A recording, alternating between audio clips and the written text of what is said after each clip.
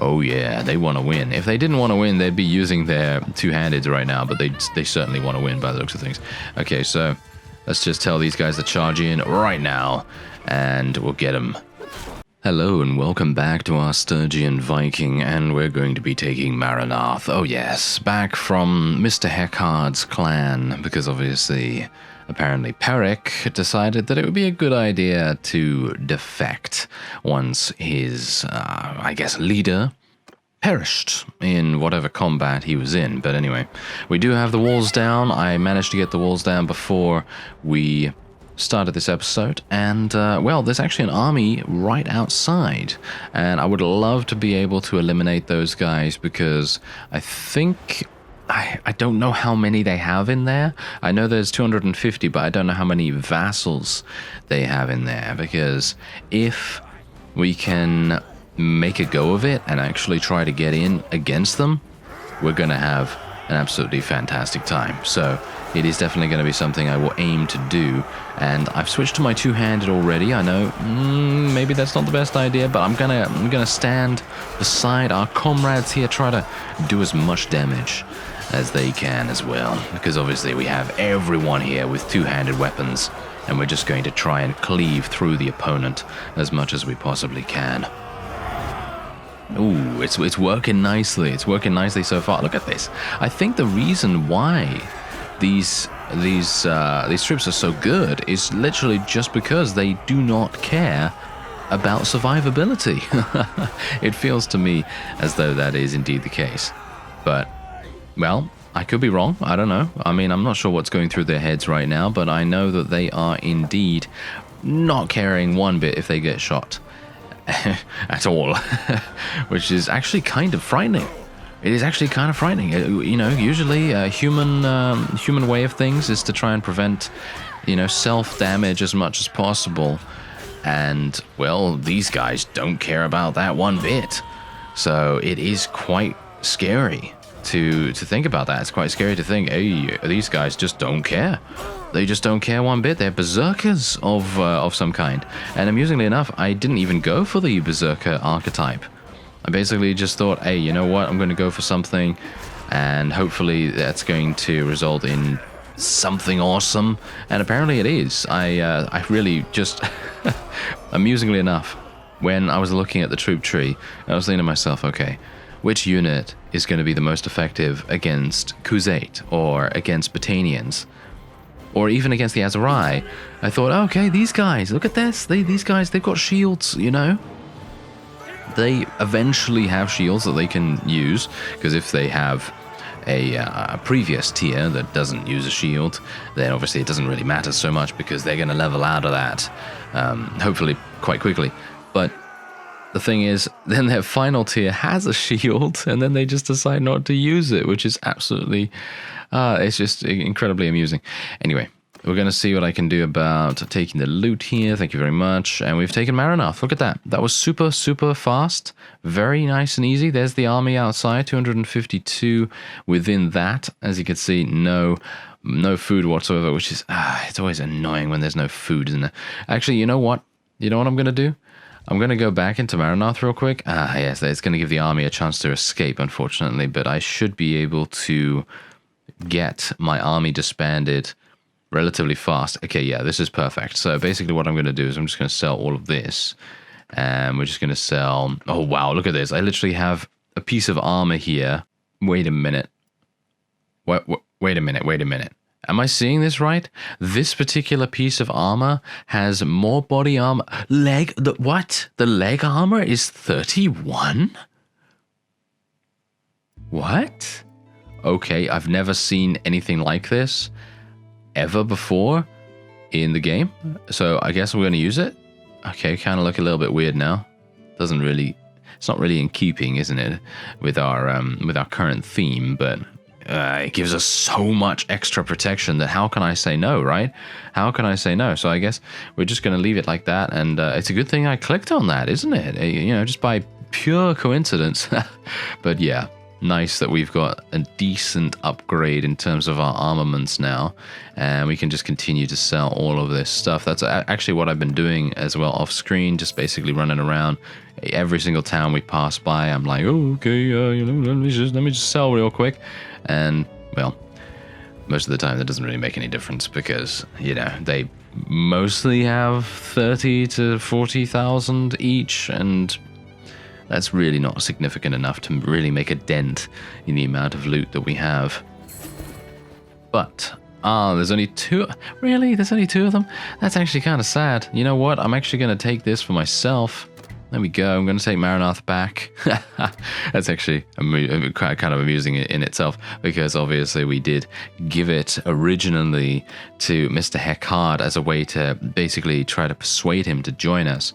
And then all of a sudden, boom, he's dead, and then someone else decides to take a different path with their clan, which is fine. They can decide whatever they want to do. However, this armor, look at this.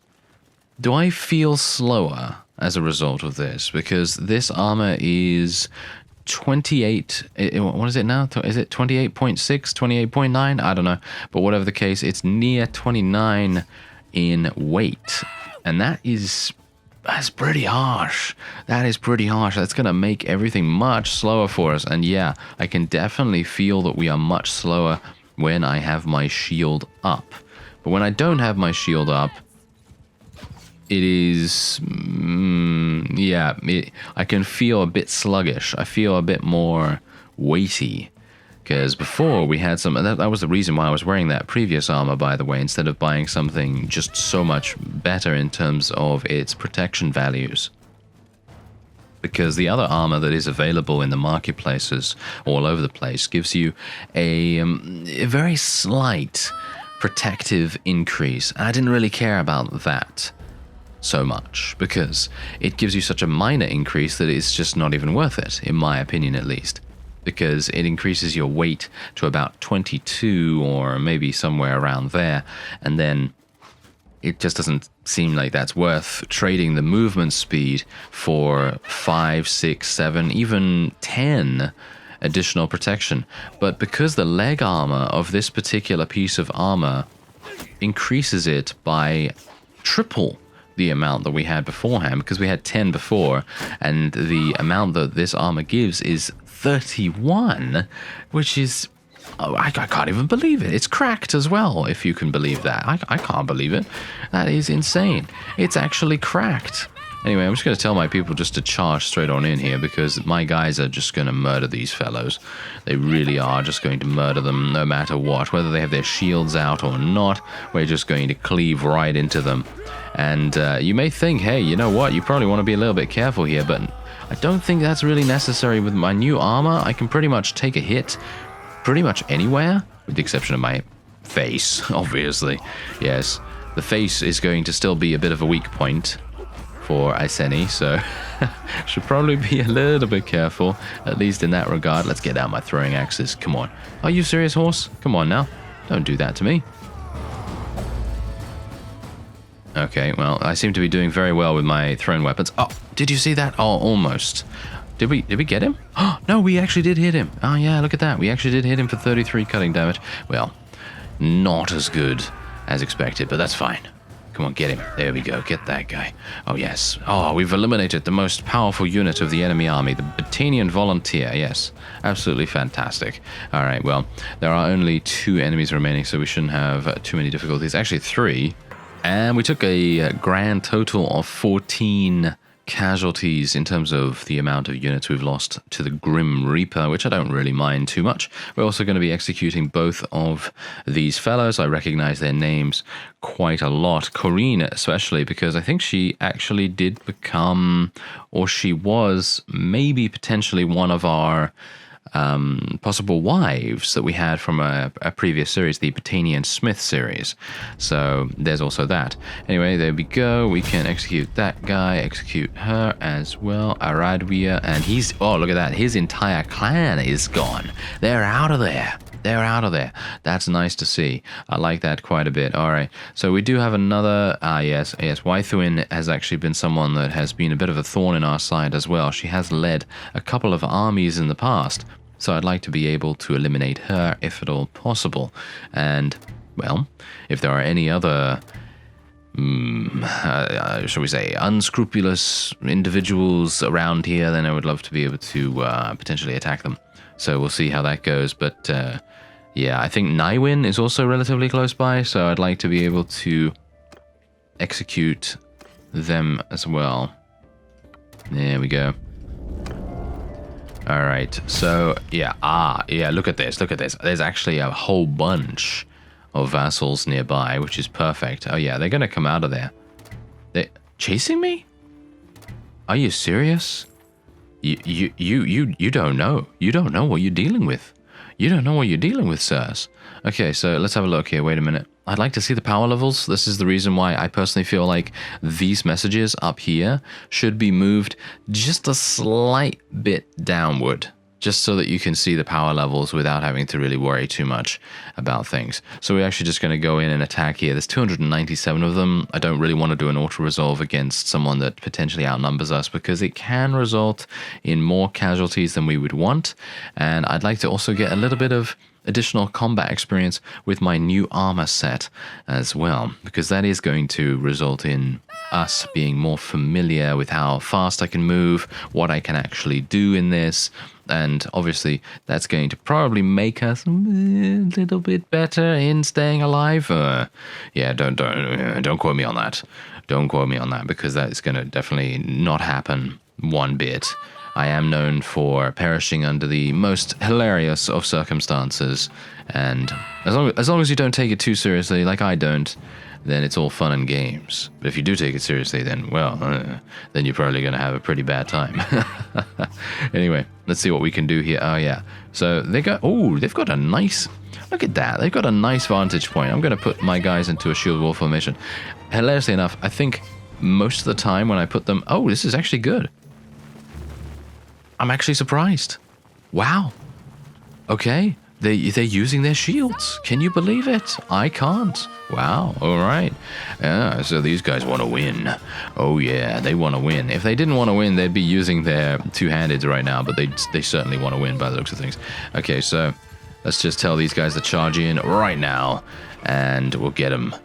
Oh, yeah. Take that guy down, and maybe we can get a couple of others. There we are. Nice, nice. Get these guys dead. And this one, and that one, and wow, this is basically... No, it's like shooting fish in a barrel. It is absolutely like that. Let's get out my thrown weapon as well. Hopefully I'm not going to lose too many units. Come on, get him. Oh, nice headshot. Look at that. Oh, we took out someone with a shoulder shot and another one. Didn't hit with the last one. Unfortunate. But yeah, Iceni, thankfully enough, does have a pretty decent amount of athletic skill. I think she has about 125, 150 or something like that. Maybe not even that? I'm actually not sure. I think she has 150 or so. So she is quite significantly faster than most of these volunteers. Get them! They were able to escape at the last second. And there we go. We've minimized our casualties so significantly that we've only taken 2 deaths, which is very nice. And we can indeed take both of these prisoner too. And executions will begin. There we go. Aha, this guy was the leader. Alright, that guy was the leader. Okay, so Reneon. Who's that? I see. So it is a queen. It is the queen of the Botanians now. Interesting. She is the last of her number, as you can see. And I do not know where she is. Last seen there... What? Wait a minute. Let me see. Varchek. I'm wondering whether they have an army capable of taking anything in this particular area. That would be bad. That would be very, very bad indeed if they were able to do that. But I don't think they do, so we should be fine. There is another vassal in here, so I'm just going to loiter around a little bit until they exit. It's going to be not too long until that happens, I think. The AI does not like to stay in one place for too long, and they've just recruited some people. There we go. Yes, exactly. And our additional spotting skill, even though we don't really have a huge amount of scouting, technically it's not spotting anymore, it's scouting skill. But yeah, our scouting skill is not the greatest, but maybe it's going to be better than some of them. Not entirely sure about that, but there you go. There's a nice little auto-resolve there for us as well. And we'll just take the rest of the loot. This is exactly what I mean, though. I don't need any of that stuff. I don't even need to have fiefs right now. Because even though I'm gaining a pretty significant amount from tributes and everything, which is obviously going to be very helpful for me, the amount that I'm actually gaining from just selling at marketplaces really makes a huge difference. Obviously, the addition of the weekly wages, or shall I say, daily wages. It's not weekly wages anymore. Yeah, of course.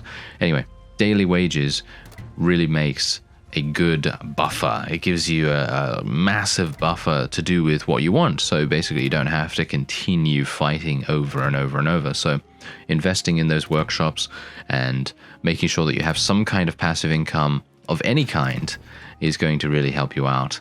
But what I would recommend doing, at least at the moment, until the developers of Bannerlord decide to tweak workshops again, I would heavily recommend getting the improved workshop income mod, because that basically makes it a little bit more in keeping with what is going to be useful. Because as it stands right now, without that mod, my workshops were making 50 to 100 every single day.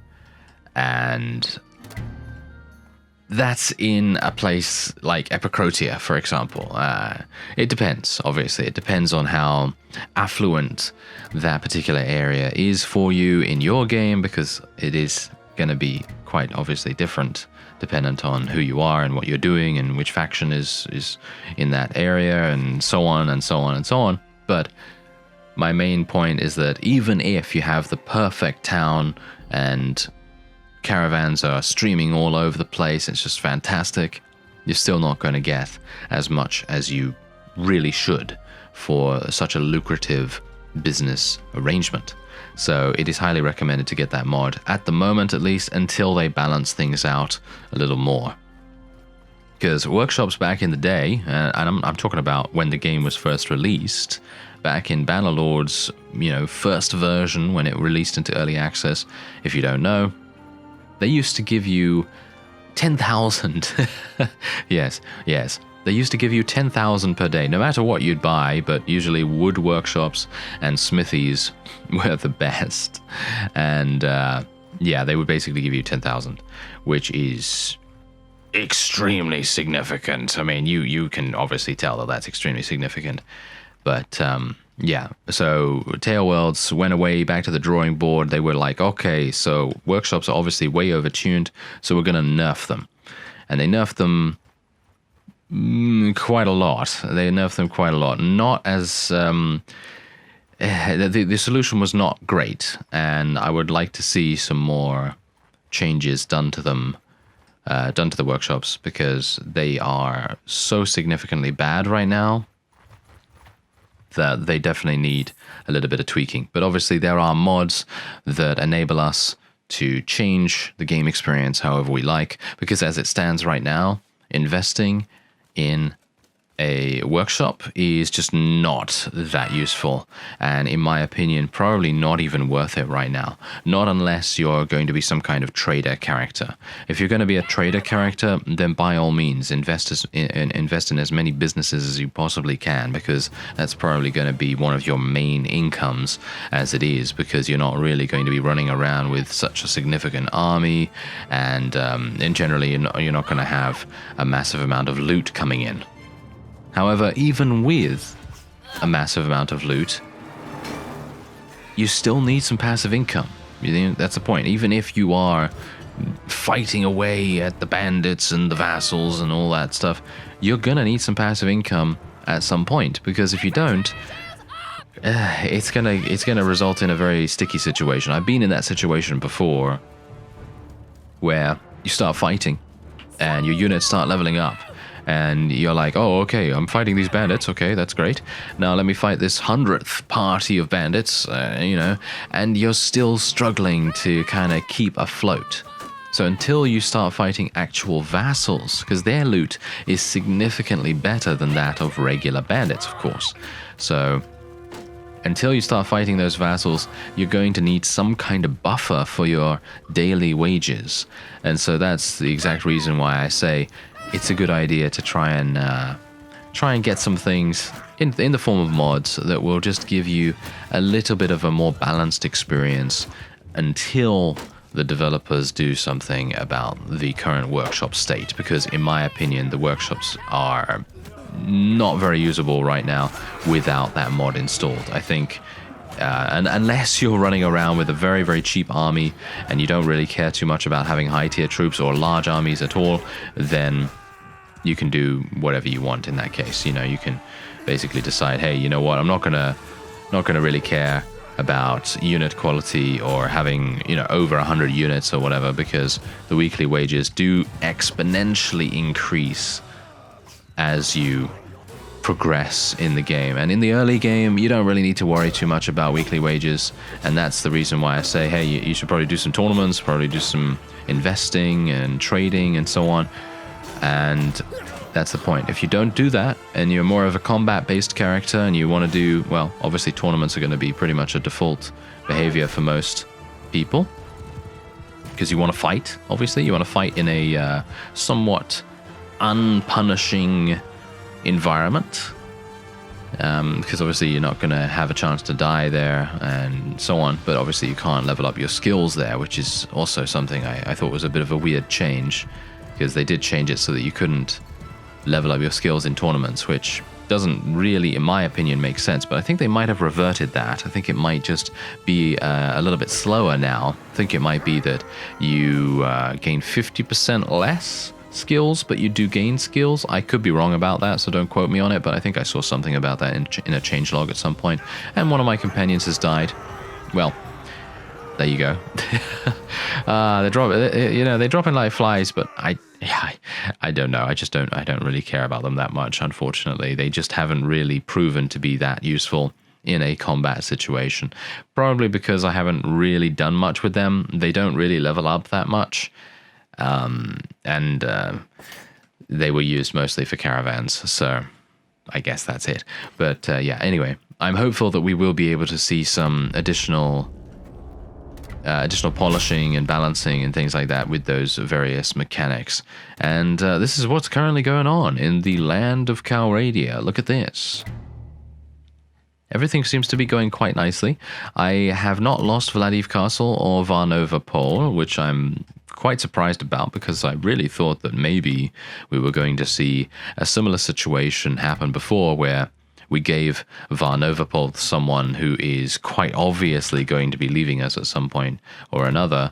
Fafan? Oh, he might not. He might not, actually. I was thinking of Vladiv Castle, actually. Vladiv Castle is now, I think, Vipons? Yeah, Vipon. And he, in my opinion, is probably going to end up leaving us. So I wouldn't be surprised if we see that in the next couple of days. But you can see here, the Botanians are pretty much on their last legs. They've got two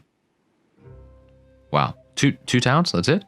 Yeah, they've only got 2 towns. They've got 1, 2, 3, 4, 5, 6. Whoa, they actually have 6 castles. Well, that's pretty impressive, gotta say. Considering the size of their faction right now, I'm actually kind of surprised they've held on to so many castles, but they might just not be at war against, yeah, as you can see, they're at war against no one except us. And the Sturgians are spread so thinly right now because of the amount of units that we have at our disposal. Look at the amount of clans we have. Look at this. It's nothing. We literally have no one. So I'm just gonna be giving a bunch of influence to a bunch of people, and hopefully they're gonna be able to utilize that appropriately. Let's give Vipon a little bit as well. And there we go. There we are. All right, so that seems pretty decent. And yeah, so hopefully we're going to be able to eliminate the Botanians relatively soon. Also, the Vlandians don't seem to be able to do anything at this point, because they are just literally limping around right now. because we've done so much damage to their ranks.